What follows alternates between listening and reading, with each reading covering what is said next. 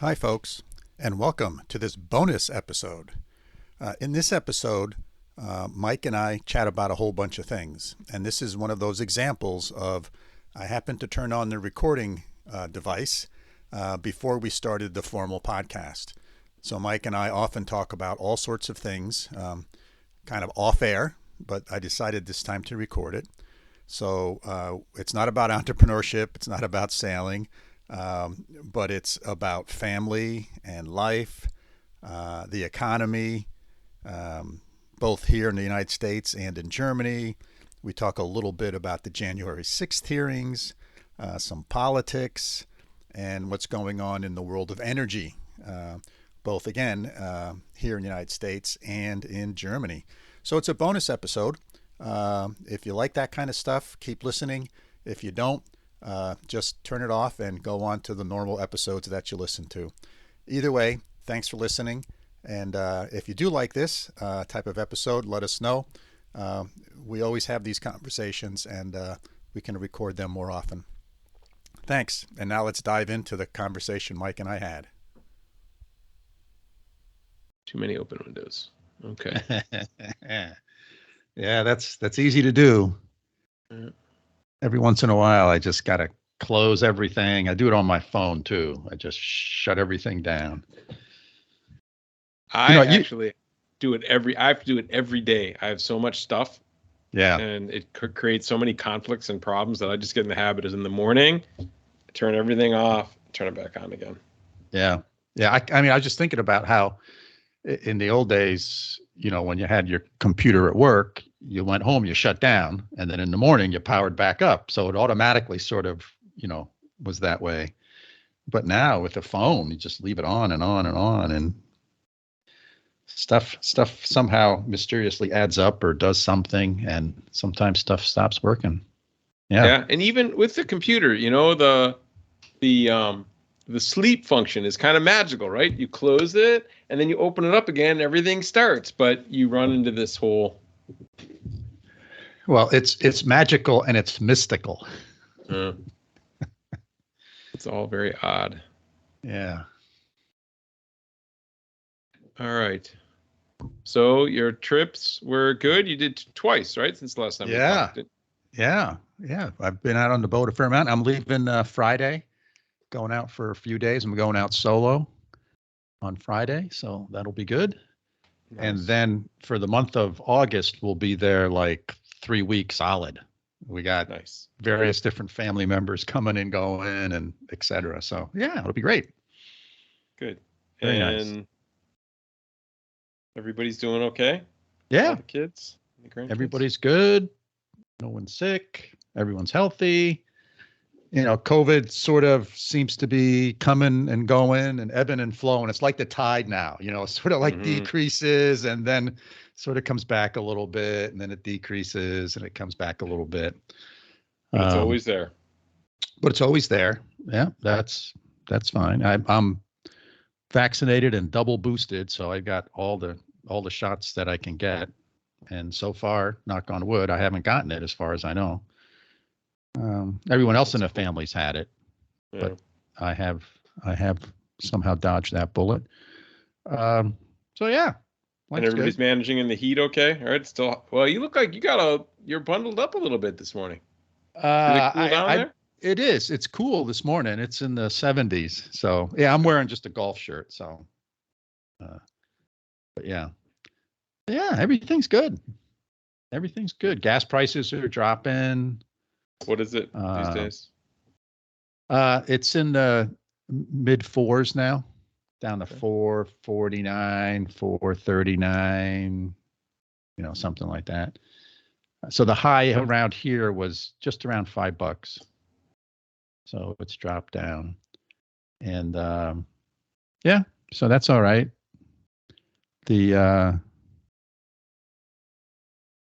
That's still that whole thing is unclear, what's going to happen, other than, over the long term, everything's going to go up, and the car industry is still in a tizzy because of part shortages, et cetera. And the oil companies will still make lots of money. That's another given, right? They're going to make their profit no matter what. But I think part of here's part, I think of a contribution to all of these wild price swings is all the speculation, right? The price is actually controlled by futures, right? Markets. Yeah, it has nothing to do with how much the gas in that pump costs to extract. Zero. That's right. That's right. It all has to do with futures markets. And you can imagine that if you have a tanker full of oil and prices are going up, you're going to let that tanker sit on anchor. I mean, I would. Yeah. Right. And then when prices start falling, you're going to want to pump it out. Yeah. So, and it's all driven by futures markets. And I think the whole notion of future markets is fundamentally a bad thing. Mm-hmm. Right. I don't know enough about economics, but it doesn't seem to me that there's any sort of real upside to a futures market. No, it's not real supply and demand. It's a false signal, right? And we talk about, okay, markets work when the information is accurate and transparent, and this is neither. That's right. And is there any other product that you can think of that's priced almost solely on futures rather than actual supply and demand? Oh, well, a lot of the farmer stuff, a lot of grains. So a lot of farmers do these contracts, right? So, I mean, that's how it started, was it Chicago, whatever it was Mercantile called. Exchange. Yeah. Right. I think that's its foundation. And a lot of it was for farmers could lock in a price for their corn, or they could lock in a price for their soybeans. And then they knew they were okay. And some would and some wouldn't. But now I think all of these things are controlled by, a small handful of folks. Yeah. Because with that, though, it's not the wild fluctuation. It's like, okay, it's fluctuating, but it's like, okay, I know that I'm gonna sell you this bushel of corn for $2.17. And all right, it doesn't have anything to do with the price, but with oil, it goes up and down on the corner. You know what I mean, right? And it doesn't have anything to do with the actual contract price of the oil, I don't think, does it? I don't think so, because it's third parties, right? Somebody's selling the oil to somebody to then reselling it and then reselling it and reselling it. And it's all about speculating and another form of gambling. Yeah, I think if we pulled that thread, that's what we would get to. That it actually isn't even tied to a contract. It's just purely speculation. I think, and I could be wrong. I'm not an expert on this. But. And wheat prices are, you have what, 2 wheat crops a year? It's not every day. Right. It's not a continuous process. This is a continuous flow, or it's mostly continuous flow. There's the refinery level, and I think that's where a lot of it, there's multiple levels too, right? Because, okay, it's the extraction. Okay, they extract it and there's a price there, and then they ship it, and there's some variability there in the shipping costs. And then there's the refining, right? And that's where I think the real bottleneck, there's a whole nother layer of bottlenecks, right? And each state has its own refinery because they have special rules, right? Like New York has special rules, and they use that to artificially constrain demand, or supply rather. So there's a lot of weird shit going on. There sure is.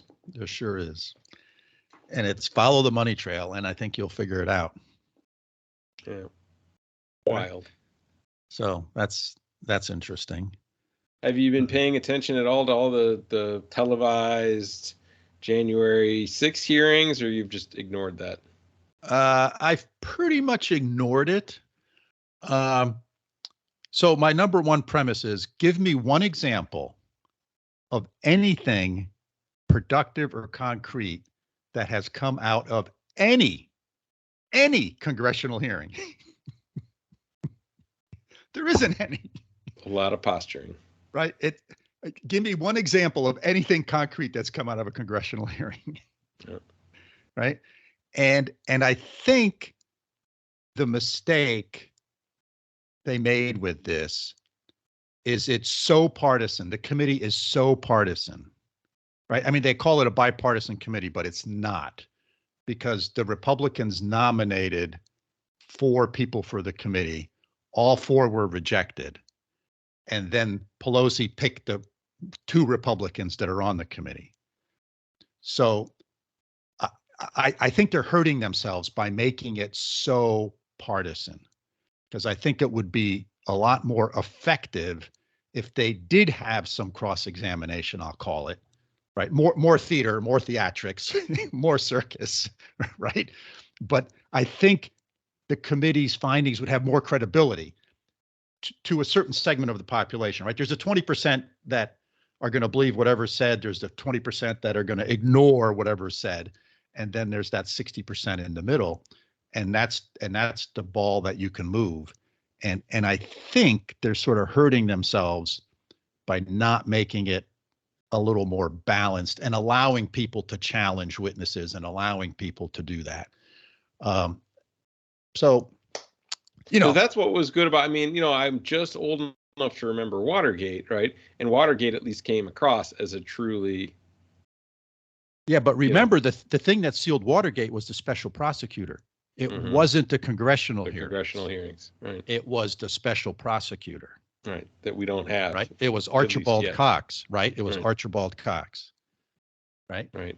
And I think, look, Trump clearly did a lot of things he shouldn't have done. I think that's pretty clear. It's clear to me, right? And his goose is cooked in my eyes. That's it. He's done. He's over. And I also think that, they're clearly dragging this congressional hearing out as long as they can for political value to get it as close to the November elections as possible. Just wait, right? It's already, they're taking the month of August off, right? The next ones are going to be in September, and you wait, right? And I'm just waiting for what the huge bombshells will be that get on October 25th or whatever. Right. And I was thinking about this with voting. When 99% of the votes were done on November 7th or whatever election day. Right. But now they're already starting in some places, I think. Right. So you knew when to drop the bomb on your opponent, right? It was like, 4 or 5 days before the election, right? You dropped the big. Right. And the news cycles were slower too. Right. So you did it 4 or 5 days before the election, you dropped the bomb on your opponent and you got maximum impact. Now with voting spread out over a month or two, when do you drop the bomb? Right. And maybe it's better. You know what I mean? Right. You can't. Well, yeah. So it's less because, right. There was all that in the last election or 2 elections ago, I guess, with Hillary, right? And there was all the email stuff at the end and everything was all timed for maximum min cap. And you didn't have time to actually work through, was this true or not true? And what are the different perspectives and from both sides? Right. Yeah. They all do that, right? That's just been standard operating procedure. Right. Interfere with the actual people's being thoughtful and rational voters, Right. Which sucks. Yeah. But hopefully one good thing that came out, again, there's been these 2 small, and I didn't watch any of the hearings, 0, not 1 minute of it. But they did the gun safety law, Senate did, right? And they did the voting, rules. Right. And again, these aren't perfect pieces of legislation by any means, but it's the first time in a while that we've actually seen some sort of compromise and at least some legislation happening. And you and I were talking about this with the Supreme Court stuff, as maybe this is forcing the Congress to actually pass some laws, but I'm not hopeful in the long term. But yeah, we've gotten to. And this is at all levels because it happens at the state level. It's happening at the city level here too. The executive branch has now embraced the executive order, right? Which goes contrary to the whole democratic process. We're not an autocracy, right? Right. But now we're starting to behave like one because all these decisions. Right. They won't. Nobody will pass a law. They can't compromise. Right. And so the executive branch is doing all these executive orders, and they just extended the governor's executive powers here because of COVID. COVID's it's gone, man. Right. I mean, it's there, but it's not creating an emergency. Right. Right. I mean, if yes. the hospitals fill up again, and if there's huge economic Right. tidal wave, sure, but there isn't any. But she extended her executive powers for another 60 days because of this 1.5% increase in COVID cases, right? And it's just I don't know. I think that as we've talked before, the process is broken, and until we fix that, and then I think until we take the money out of the game, we won't fix it, and we won't take the money out of the game because that's people are getting. That's the whole reason they're in the game. Yeah, it's sad. Yeah, it is. So what's going on with gas prices over there? I saw that Russia decreased or increased or did something to their gas flow. So I actually don't know what gas prices are here right now. I could look it up for gasoline, but what Russia has been doing the last 2-3 weeks is, so the natural gas that flows through this Nord Stream pipeline, that's been cut off 80%. It's just, I think, at 20% now. Let's see, gas prices in NRV.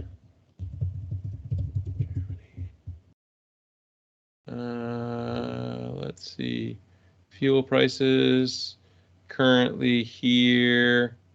What's today's date? Is this the right date?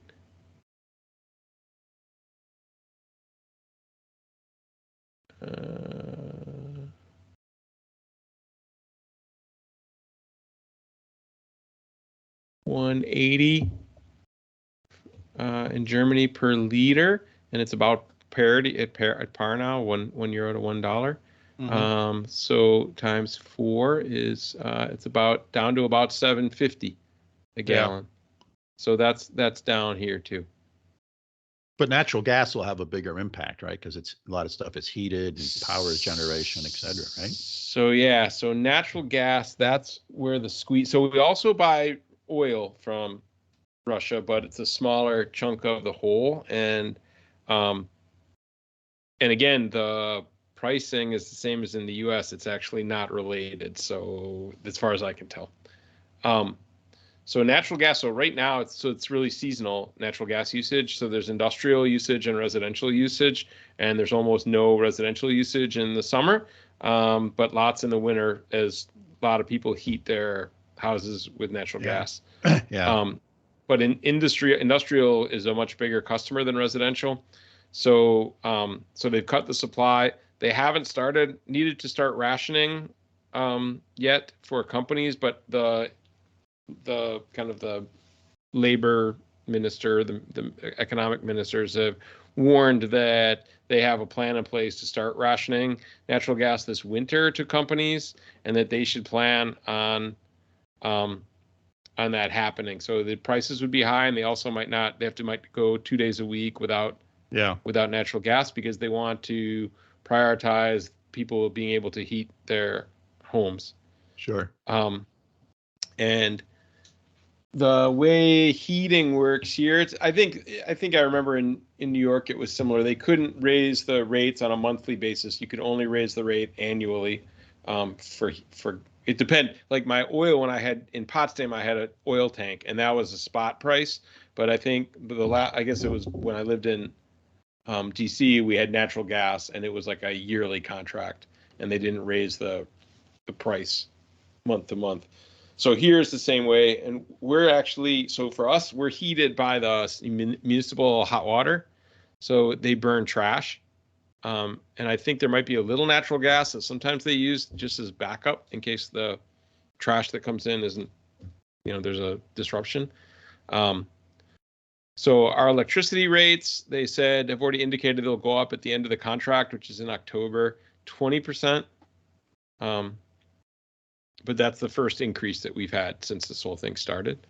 So electricity rates up 20%. Right, gasoline looks like it came back down in the last couple of weeks, like it did in the U.S. Natural gas prices will be at least 30 to 40% higher, is what they're telling people to get ready for. And everybody's being asked to keep things already plan on temperatures colder, bundle up, fewer hot showers, things like that. That it's going to be a cold winter and a tough winter, Yeah. which is interesting. And people here are like, yeah, it sucks, but okay.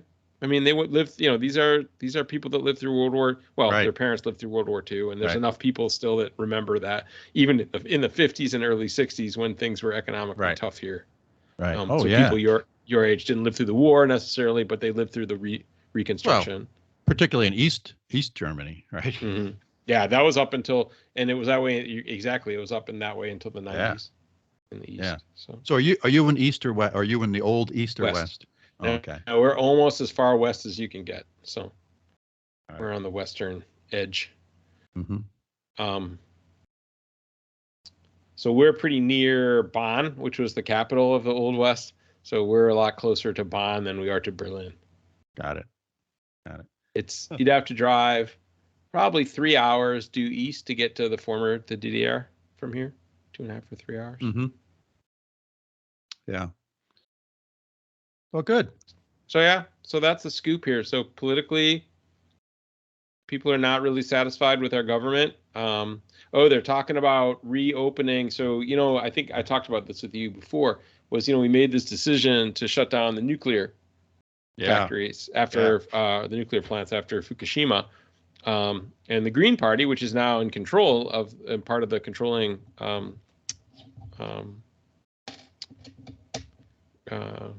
coalition, they built their political reputation on that. But now they're actually talking, and they said, well, you know what? We got a bigger problem now, and we've created this problem of dependency on fossil fuels from Russia, and maybe taking some of these nuclear reactors out of mothballs and starting them up again on a limited basis, right, is the right way to move forward. So that's really fast. I don't know if they'll do it or not, but it's just fascinating to hear that conversation.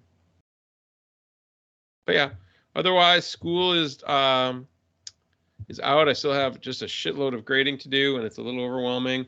But we're going to go on vacation next week up to the Baltic Sea. And work is under control. I don't complain because it's a good job, as you well know. Yes. But let's see. Yes. Cool. Yeah. That's all I know. All right. Shall we jump in? Sure. All right. Hey, thanks for listening to the end of this one. I know it's not the normal thing that we do, but it gives you a little insight to Mike and I and sort of how we think and some of the things we chat about when we're just chatting with each other. So hope you enjoyed it. If you did, drop us a line. So until next time, signing off from upstate New York. See you soon.